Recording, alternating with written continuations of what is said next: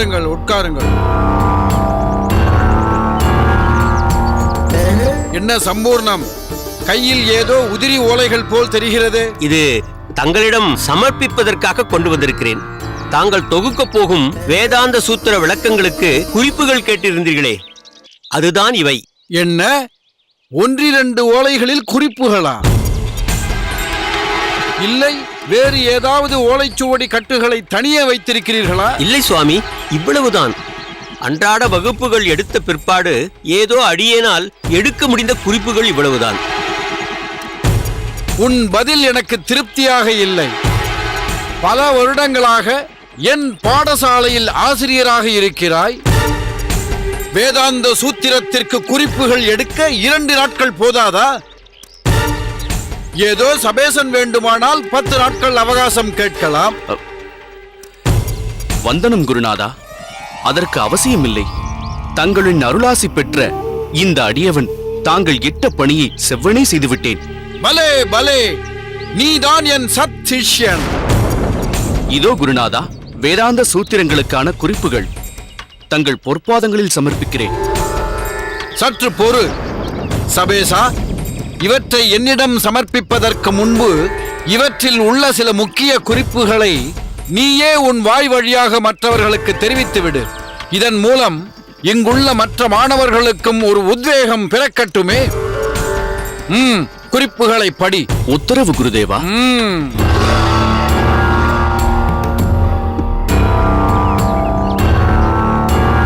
ஈசா வாச்சோ உபனிஷம் தெரிவிக்கிறது, ஈஸ்வரன் அங்கிங்கெனாதபடி எங்கும் பிரகாசமாய் நிறைந்திருப்பதால் பொய்யான இவ்வுலகம் மெய் போன்றது போல் தோற்றமளிக்கிறது. மரத்தில் காய் காய்ந்தவுடன் பூ உதிர்ந்து போவது போல ஞான சித்தி ஏற்பட்டவுடன் கர்மம், அதாவது நாம் செய்ய வேண்டிய செய்த செயல்கள் பறந்து போகும். அதற்கு பிறகு படிப்படியாக அனைத்தும் ஓம் என்னும் பிரணவத்திலும் கடைசியில் அதுவும் சமாதி நிலையில் ஒடுங்கும். பலே பலே, மேலே படி. இப்பிரபஞ்சத்தில் உள்ள அனைத்தையும் ஆத்மாவிலும், ஆத்மாவையே அனைத்திலும் காண்பவன் எதில் வேற்றுமை காண்பான்? அனைத்தும் ஒன்றே. இந்த கேனோ உபனிஷத் சொல்கிறது, அந்த பரமாத்மாவின்றி ஓரணுவும் அசையாது என்று. ஆஹா. அது மட்டுமல்லாமல் பிரம்மத்தை காற்றால் அசைக்க முடியாது, ஜலத்தால் நனைக்க முடியாது, நெருப்பால் எரிக்க முடியாது. எனவே யாராலும் பிரம்மத்தை அறிய முடியாது. அடுத்து உள்ளதை படி. ஓமித்யே தக்ஷரம் உத்கீதாம் உபாசித். ஒருவன் ஓம் என்னும் வார்த்தையையே வழிபட வேண்டும். அடுத்ததாக குருதேவா, என்ன? குறுக்கிடுவதற்கு பொறுத்தருள வேண்டும். சபேசன் வேதாந்த மந்திரங்களை உச்சரிக்கும் விதத்திலும் அதன் அர்த்தத்தை உச்சரித்த விதத்திலேயே பொருள் கொள்வதும் மிகவும் தவறாக இருக்கிறது. நான் சரியாகத்தான் கூறுகிறேன். குறிப்பிடுக்க திறமை இல்லாமல் என் திறமையில் குறை காணுகிறாயா? ராமானுஜா, எதை தவறு என்கிறாய்? குருதேவா, தங்கள் அனுமதியோடு சபேசனுக்கு பதிலளிக்க விரும்புகிறேன். சபேசா, நீ முதலில் குறிப்பிட்ட விஷயமே மறுத்துரைக்க வேண்டியிருக்கிறது. யாராலும் பிரம்மத்தை அறிய முடியாது என்றாய். ஆனால் அவ்வாக்கியம் பாதியில் நிற்கிறது. இதை எப்படி அர்த்தம் செய்து கொள்ள வேண்டும்? எப்படி விளக்க வேண்டும்? பிரம்மம் அனாதியானது. எளிதில் புரிந்து கொள்ள முடியாத அந்த தத்துவம் நீடித்த உபாசனையால் உணர்ந்து கொள்ளக்கூடியது. நாம ரூபங்களுக்கு அப்பாற்பட்டு இருந்தாலும் ஒன்றுபட்ட மனத்தாலும் பக்தி யோகத்தாலும் நம் விருப்பப்படி அதை தரிசிக்க முடியும்.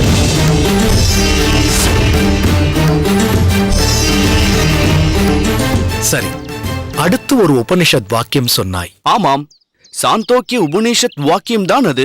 சாந்தோக்கிய உபனிஷத் வாக்கியம் என்பதை அடியேனும் அறிவேன். ஆனால் அதை உச்சரித்த விதமும் அதற்கு அர்த்தம் கொண்ட விதமும் தான் மிகவும் தவறு. ஓமித்யே தக்ஷரம் உத்கீதா உபாசித், இதில் என்ன தவறு இருக்கிறது? நீ சொன்ன வாக்கியத்தில் உத்கீதா என்றாயே. ஆமாம், அது உத்கீதா அல்ல, உத்கிதா. அப்படித்தான் உச்சரிக்க வேண்டும். சமஸ்கிருதத்தில் 4வது வர்க்கத்தில் உள்ள தகார ஒலியில் நீ உபயோகித்தது முதல் த.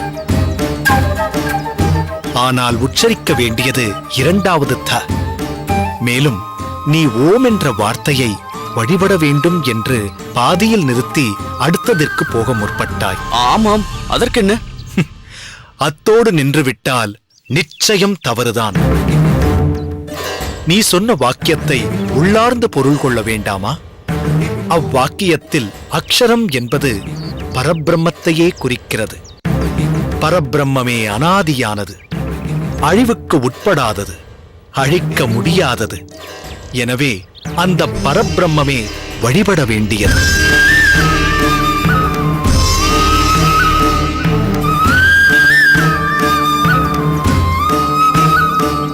அதாவது ஏதத் ஏவாக்ஷரம் பிரம்ம, இது கதோபனிஷத் வாக்கியம். ஓமிதி பிரம்ம, இது தைத்தியோபனிஷத் வாக்கியம். பகவத்கீதையிலும் 8வது அத்தியாயத்தில் 3வது ஸ்லோகம் சொல்கிறது, அக்ஷரம் பிரம்ம பரமம் ஸ்வபாவோ. அதாவது அழிவற்ற உன்னதமான நித்தியமான இயற்கை பரபிரம்மம் பரமாத்மா என்கிறார் பகவான் ஸ்ரீ கண்ணன்.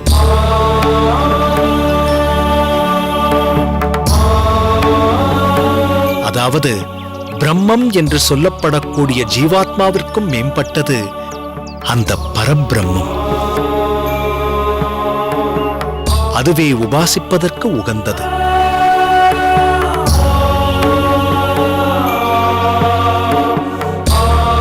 சபேசா, உன் முயற்சி பாராட்டுக்குரியதுதான். ஆனால் ஆச்சாரியருக்கு என்று குறிப்புகள் கொடுக்கும் போதும் அதை விளக்கும் போதும் அரைகுறையாக இருக்கக்கூடாதல்லவா? உச்சரிப்பும் முக்கியமல்லவா? ஒரு மகோன்னதமான விஷயத்தை ஆராயும் போது ஆழ்ந்த ஆத்ம ஞானம் அவசியம். மேலோட்டமாக பார்ப்பது நுனிப்புல் மேய்வதற்கு சமானம். ஓம் எனும் அக்ஷரம் வெறும் வார்த்தையால் பார்க்கப்பட்டால் அல்லது உணரப்பட்டால் அது மிகவும் தவறு.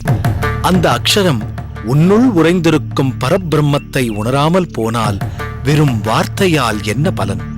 இதைத்தான் அடியேன் எடுத்துக் கூறத் தலைப்பட்டேன் குருதேவா. வேதாந்தமே ஆழ்ந்த முடிவான விஷயமாயிற்றே குருதேவா. அடியேன் பேசியதில் ஏதாவது தவறிருந்தால் மன்னித்து விடுங்கள். எப்படியோ இவ்விவாதத்தை தங்கள் சிந்தனைக்கே விட்டுவிட்டேன். இதுபோன்ற அரைகுறையான குறிப்புகளை தாங்கள் ஏற்றுக்கொள்ளத்தான் வேண்டுமா குருதேவா? சற்று சிந்தித்துப் பாருங்கள்.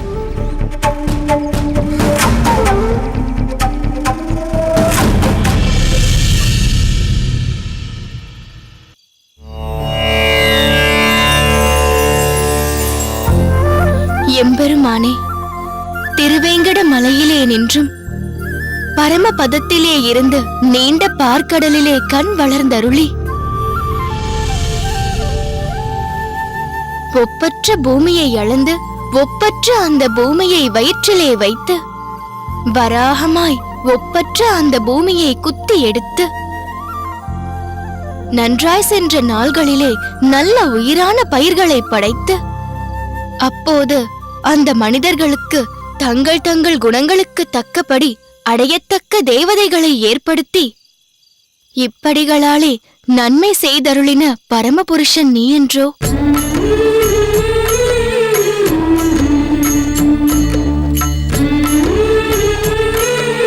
பெருமாளின் வராக அவதாரத்தை விளக்குகிறது இந்த பாசுரம். அற்புதம், அற்புதம்.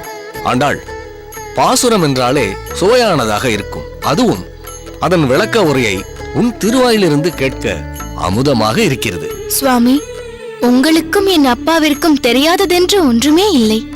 ஏதோ நீங்கள் கேட்டீர்களே என்பதற்காக நான் பாசுரத்தை சேவித்தேன், அவ்வளவுதான். நமஸ்காரம் பட்டரே.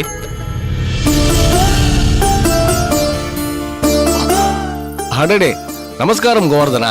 எப்போது வந்தீர்கள்? இப்போதுதான், சிறிது நேரத்துக்கு முன்புதான் வந்தோம். பார்த்து பல மாதங்களாகிவிட்டன.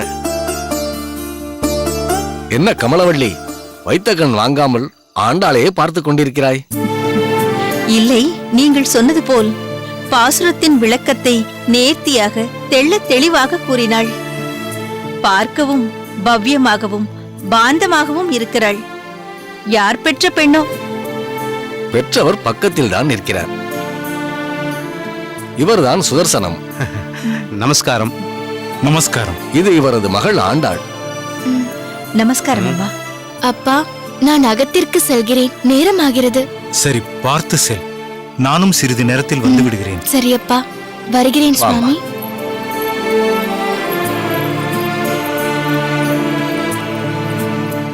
என் மனமுவந்த பாராட்டுக்கள் இப்படி ஒரு பெண்ணை பெற்றதற்கு.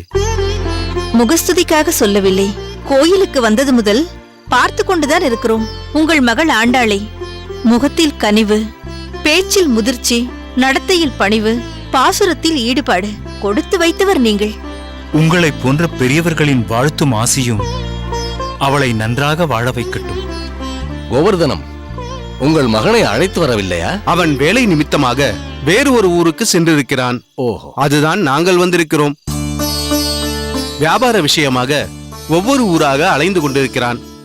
விரைவில் அவன் திருமணத்தை நிச்சயிக்கலாம் என்று இருக்கிறோம். எங்களுக்கு உகந்த பெண்ணாக பார்த்து கொண்டிருக்கிறோம். கவலைப்பட வேண்டாம்.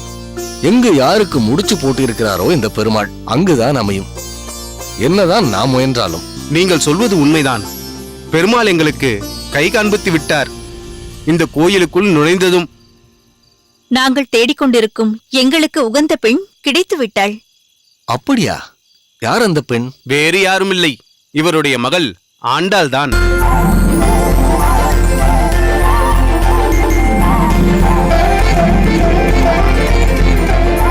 உங்கள் மகளுக்கு திருமணமாகவில்லை என்று நினைக்கிறேன். ஏதாவது வரன் பார்த்து கொண்டிருக்கிறீர்களா? பார்க்க ஆரம்பிக்க வேண்டும். அதற்காகத்தான் எனக்கு தெரிந்த ஒரு ஜோசியரிடம் இவளுடைய ருது ஜாதகத்தை கொடுத்திருக்கிறேன். அப்படியானால் உங்கள் மகளை என் மகனுக்கு பார்க்கலாமே.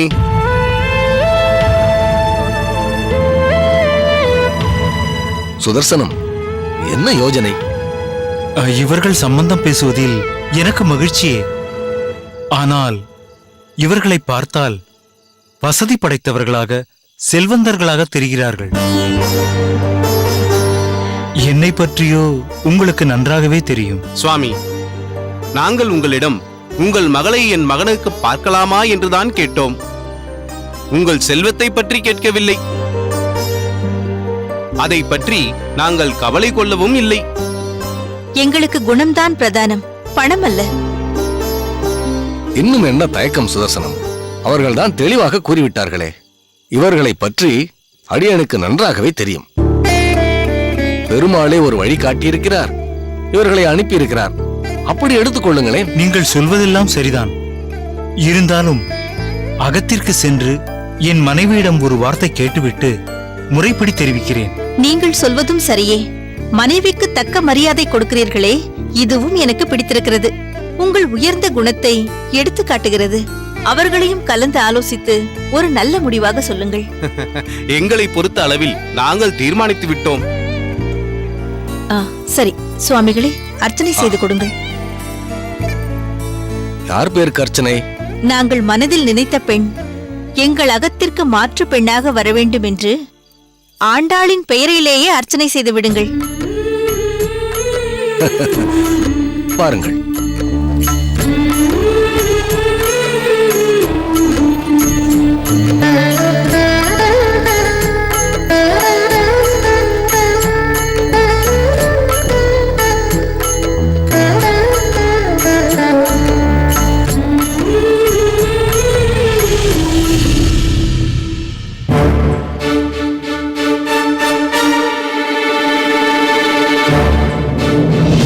அடுத்து ஒரு உபனிஷத் வாக்கியம் சொன்னாய். ஆமாம், சாந்தோக்கிய உபநிஷத் வாக்கியம் தான் அது. நீ சொன்ன வாக்கியத்தில் உத்கீதா என்றாயே. ஆமாம், அது உத்கீதா அல்ல, உத்கிதா.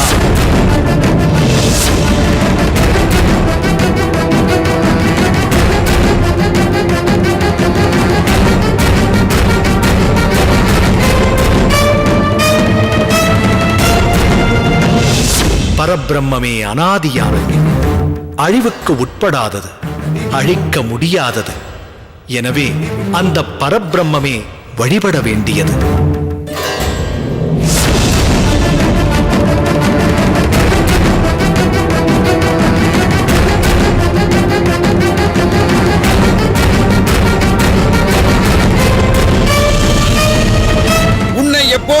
சொல்லிவிட்டேனே, இன்னுமா நீ போகவில்லை? குருதேவா, பொறுத்தருள வேண்டும். தங்கள் உத்தரவை மீறி நான் நடப்பேனா? தாங்கள் சொன்னதற்கு மறுபேச்சு பேசாமல் வாசலுக்கு சென்று விட்டேன். அங்கே சம்பூரணம் நின்று கொண்டு தங்களை பார்த்தே ஆக வேண்டும் என்று பிடிவாதம் பிடித்துக் கொண்டிருக்கிறார். அதை சொல்ல நீ இங்கு வந்து விட்டாயா? அவர் பிடிவாதத்தால் நீ பல படியாக என்னிடம் சாபத்தை வாங்க துணிந்து விட்டாயா? குருநாதா, சாபமா? இந்த பாவியை சபித்து தங்கள் சக்தியை குறைத்துக் கொள்ள வேண்டாம்.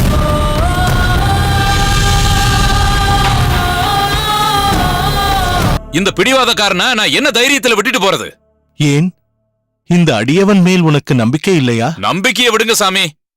நீங்க அத்தனையும் துறந்த சன்னியாசி, இவனையும் துறக்க மாட்டீங்கன்னு என்ன உத்தரவாதம்? வேற யாரு? நீ தான் வா, பிரீதா வா.